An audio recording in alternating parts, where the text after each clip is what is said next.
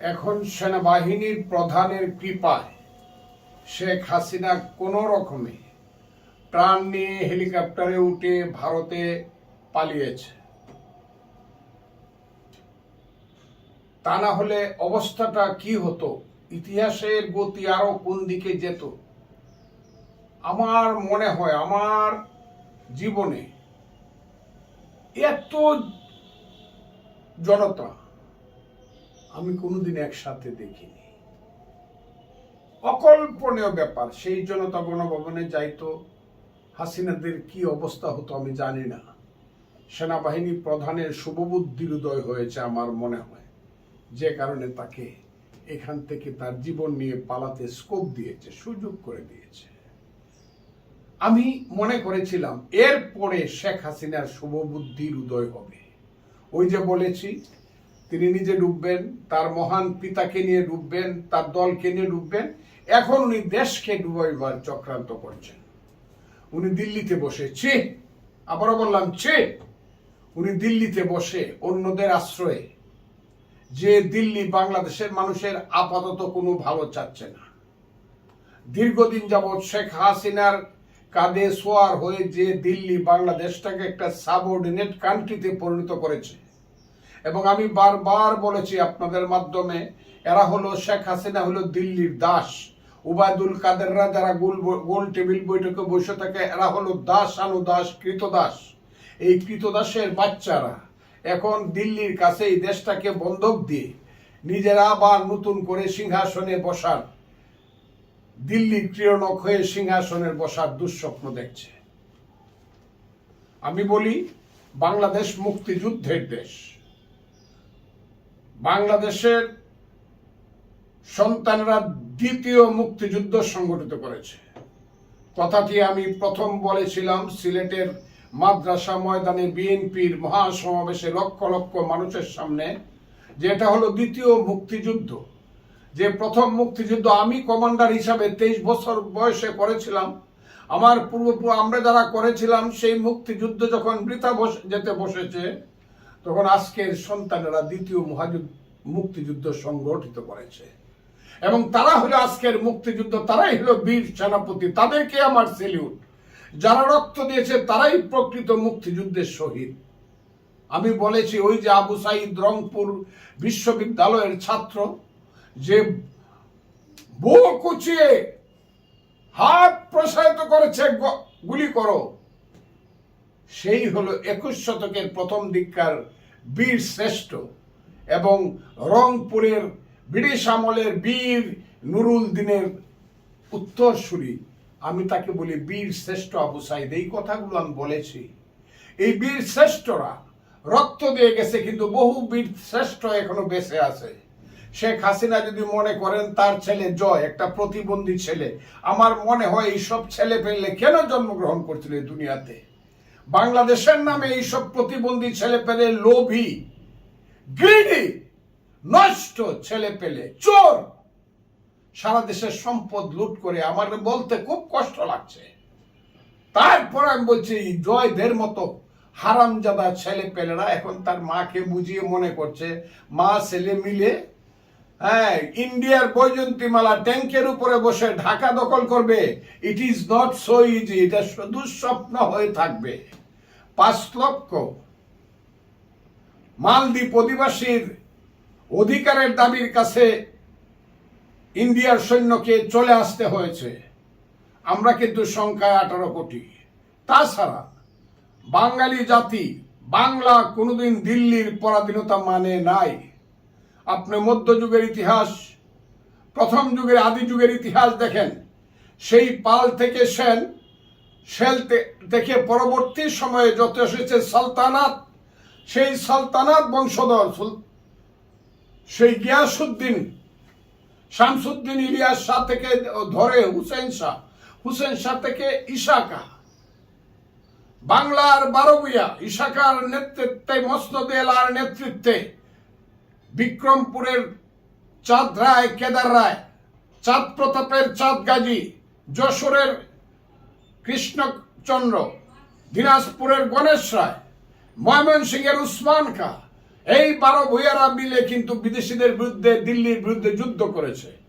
বাংলা কোনোদিন দিল্লিকে মানে নাই। আমি খুব সুস্পষ্টভাবে আওয়ামী লীগকে, যারা আওয়ামী লীগের এখনো বুকা ছেলে পেলে আসো, যারা গত 15 বছর যাবৎ হাসিনার আমলেও নিগৃহীত হইছ, যারা মনে করতেছ এখন হাসিনার ছেলে ফোন করে করে তোমাদেরকে রাস্তায় নিয়ে মারবো, মায়ে কানবো, তাদেরকে আমি হাত জোর করে বলি, আর মৃত্যুর হত্যার শিকার হইও না। আমি তোমাদেরকে বলি, বাংলাকে আর পরাধীন করতে পারবা না, করো না। এই দেশ স্বাধীন থাকবেই, যেখানে 100 মাইল দূর থেকে হাজার হাজার মানুষ মিছিল করে ঢাকার গণভবনের দিকে আসতে পারে, লক্ষ লক্ষ মানুষ রাজপথে দাঁড়িয়ে মিছিল করে হেলিকপ্টারের গুলির সামনে বুক পেতে নিজের জীবন দিতে পারে। সেই দেশকে কোনদিন পরাধীন করতে পারবা না। এইসব চোরটা আজকে যারা অ্যারেস্ট হচ্ছে, আপনারা বলেন আমি যা বলেছি তা সত্য হয়েছে কিনা? আমি বলেছিলাম ওইসব সালমান রহমানেরা, যাদের বাবার নাম ফজলুর রহমান, যারা এই বাংলার সবচেয়ে বড় দুশ্মন ছিল 52 সনে, যার বাবা গুলি করে ছাত্রকে হত্যা করেছিল, এরাই হয়েছিল শেখ হাসিনার কাঁধের উপরের সবচেয়ে বড় মালিক। এরাই বাংলাদেশকে লুট করেছে লুণ্ঠনকারী ব্যবসায়ীদের মাধ্যমে। কালকে সালমান রহমান ধরা পড়লো। আমার এত লজ্জা, আমার চাইতে ইচ্ছা করতেছিল না। সালমান রহমান, আরে বেটা, দাড়ি কামে তোর নাম ছিল দরবেশ, দাড়ি কামালি, চুলে কলপ করলে দেখলে মনে হয় তোকে চেনা যায় না, তোর বাপের নাম চেনা যায় না। এই লোকটাকে দেখলাম আবার হাত কয়রা দিয়া বাঁধা। আমি দেখলাম সিরাজুল হক ছেলে আনিসুল হক, যে দেশের আইনকে ধ্বংস করেছে, আদালতকে ধ্বংস করেছে, বিচার বিভাগকে ধ্বংস করেছে, বিচারকদেরকে ধ্বংস করেছে, যে হারামজাদা, সেই হারামজাদা দেখলাম কোমরে দড়ি বেঁধে বসিয়ে রাখা হয়েছে। এখন আমি জানি ওদের কি হবে। এবং যারা মন্ত্রী ছিল, যারা চলে গেছে, চোরের বাচ্চারা জীবনে কোনোদিন দেশে আসতে পারবে না। যারা এখনো দেশের ভিতরে আটকা পড়েছে, জালের ভিতরে কোথাও যেতে পারবে না, তাদের অবস্থা আনিসুল হক এর মতো হবে। তাদের অবস্থা হবে সালমান রহমান, সবাইকে ধরা, তাদের অবস্থা হবে ওই ছেলেটা যে সমস্ত ইন্টারনেট বন্ধ করে দিয়েছিল, আমি এর বলেছিলাম রাজাকারের বাচ্চা, ওই রাজাকারের বাচ্চাদের মতো তাদের অবস্থা হবে। প্রত্যেককে বিচারের সম্মুখীন হতে হবে। যে আন্তর্জাতিক অপরাধ দমন ট্রাইব্যুনাল করে অন্যদের বিচার করা হয়েছিল, সেটা শুদ্ধ ছিল কি ভুল ছিল সেটা না বলে আমি বললাম যে আজকে আমি দেখতে পেয়েছি বাংলাদেশের বর্তমানে ইন্টারিম গভর্নমেন্ট সিদ্ধান্ত নিয়েছে, সে আন্তর্জাতিক অপরাধ দমন আদালতে গণহত্যার দায়ে শেখ হাসিনা সহ সবার বিচার করা হবে।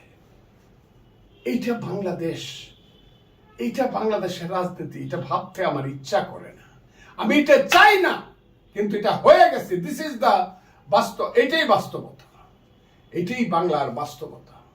আমি শুধু বলতে চাই, আমি ভারতকে বলবো, ইন্ডিয়াকে বলবো, আপনার পশ্চিম বাংলাকে দেখুন, পশ্চিম বাংলার মানুষকে দেখুন। মমতা ব্যানার্জির বিরুদ্ধে, মমতা ব্যানার্জির পক্ষে দাঁড়িয়ে দিল্লির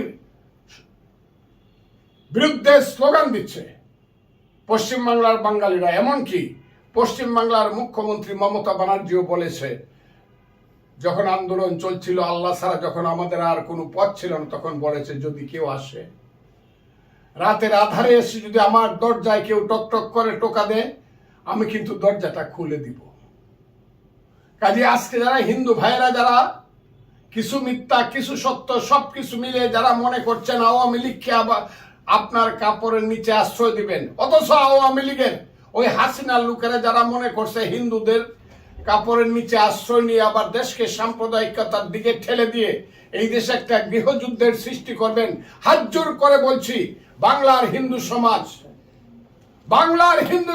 বাংলাদেশের হিন্দু সমাজ, আল্লাহর দোয়াই লাগে ওই দিকে যায়েন না। একটা অসাম্প্রদায়িক দেশ আমরা সৃষ্টি করব, একটা গণতান্ত্রিক দেশ সৃষ্টি করব। যান আমার এলাকাতে, আমি চ্যালেঞ্জ করে, আমি সবার সাথে চ্যালেঞ্জ করেছি, হিন্দু বৌদ্ধ খ্রিস্টান ঐক্য পরিষদ সবার সাথে আমি চ্যালেঞ্জ করেছি, আমার এলাকাতে যান, ইটনামিটামো নষ্ট গ্রামে একটা হিন্দু বাড়ি বা একটা হিন্দু মানুষের উপরে একটা ফুলের টোকা পড়ে নাই। এখন মনিরামপুরের এমপি রঞ্জিতের গায়ে যদি হাত পড়ে, এটা যদি বলা হয় হিন্দুর উপরে হাত পড়ছে, তো বলা যাবে না, কারণ সে তো আওয়ামী লীগের এমপি। অনেক জায়গাতে রাজনৈতিক কারণে কিছু হিন্দু কিল ঘুষি খাচ্ছে, তার বাড়ি কিছু ধ্বংস হচ্ছে, হতেই পারে, কারণ সে আওয়ামী লীগের সমস্ত মানে কুকর্মের সঙ্গে অপকর্মের সঙ্গে সে জড়িত ছিল। কিন্তু স্বাভাবিকভাবে হিন্দু মুসলমানের যে রাজনীতি এখানে নাই। আমি আজকে হিন্দুদেরকে জিজ্ঞাসা করি, আমার বাঙালি ভাই, আপনারা বাংলাদেশের হিন্দু মুসলমান বৌদ্ধ খ্রিস্টান, আমরা না এক জাতি? আমাদের না দুইটা হাত? আমরা না এক মায়ের সন্তান? আপনারা মোদির মতো একটা সাম্প্রদায়িক, একটা মানবতা বিরোধী মানুষের পিছনে কি করে যান? ভারতবর্ষে কি আর রাজনীতিবিদ নাই, আর রাজনৈতিক দল নাই? আপনারা কি সেগুলো দেখেন না? তারা তো কেউ সমর্থন করে না। ভারতবর্ষের হাজার হাজার লক্ষ লক্ষ ছাত্র জনতা তো আমাদের আন্দোলনের পক্ষে মিছিল করেছে, আমাদের আন্দোলনকে সমর্থন দিয়েছে। এখনো লাখে লাখে বলছে হাসিনাকে আমাদের দেশ থেকে বের করে দাও। কাজে আমি বাংলাদেশের হিন্দু ভাইদেরকে বলবো, ভুল পথে দয়া করে যায় না, আপনাদেরকে আমি অনুরোধ করি, এই সাম্প্রদায়িক অবস্থার সৃষ্টি করেন না। যদি কেউ ভুল করে আপনাদের উপর আঘাত করে থাকে, নিশ্চয়ই এর বিচার হবে এবং বিচার হতে হবে। দুর্বলের গায়ে হাত দেওয়া কোনো বীর পুরুষের কাজ না। আজকে যে অবস্থা চলছে, সব অ্যারেস্ট হবে, কঠিন অবস্থা হবে, এটা কল্পনা করতে পারবেন না। অন্যায় যারা করেছে কেউ ছাড়া পাবে না, এবং আমি চাই কেউ ছাড়া না পাক। আবার আরেকটা কথা, আমি কেয়ারটেকার গভর্নমেন্ট বা ইন্টারিম গভর্নমেন্টকে অনুরোধ করব, বিনা অপরাধে যাতে কাউকে গ্রেফতার করা না হয় এবং সাজা দেওয়া না হয়। আবার আমি অনুরোধ করব, যারা অপরাধ করেছে বলে ধরা পড়বে, আইনের বাইরে যাতে তাদের কোনো বিচার না হয়, আইনের মাধ্যমে যাতে তাদের বিচার হয়। আমার সেই অনুরোধটা রয়ে গেল। আমি আজকে বাংলাদেশকে বলবো, বাংলাদেশ নতুন মুক্তিযুদ্ধের মধ্য দিয়ে সামনের দিকে চলছে, কেউ এটাকে ধ্বংস করার চেষ্টা করেন না। আমার ধারণা সব আগিয়ে চলছে, 1 2 3 করে সব আস্তে আস্তে হিমালয় শৃঙ্গের দিকে উঠছে বাংলাদেশ। আজকে ওই চোর চোট্টাগুলাকে চাকরি থেকে বাদ দেওয়া হচ্ছে, পুলিশ থেকে বাদ দেওয়া হচ্ছে, অন্য জায়গা থেকে বাদ দেওয়া হচ্ছে, বিচার বিভাগ থেকে বাদ দেওয়া হচ্ছে, সব জায়গা থেকে তাদেরকে বাদ দেওয়া হচ্ছে। ফ্রেশ একটা দেশ, ফ্রেশ একটা জাতি, ফ্রেশ একটা অ্যাডমিনিস্ট্রেশন, ফ্রেশ একটা রাজনীতি আনার চেষ্টা করা হচ্ছে। আপনারা তার পক্ষে আসুন। আমিও করি। আমি দীর্ঘদিন যাবৎ যা বলছিলাম তার পূর্ণ হয়েছে। আমি বলেছিলাম, হে আল্লাহ, ততদিন পর্যন্ত তুমি আমার মৃত্যু দিও না যতদিন এই শেখ হাসিনা সরকারের পতন না হয়। আল্লাহ আমার মতো পাপীর মুখের কথা শুনেছেন, সেই কারণে আল্লাহর কাছে আমি আমার জীবনের শ্রেষ্ঠ আল্লাহর কাছে রহমত কামনা করি।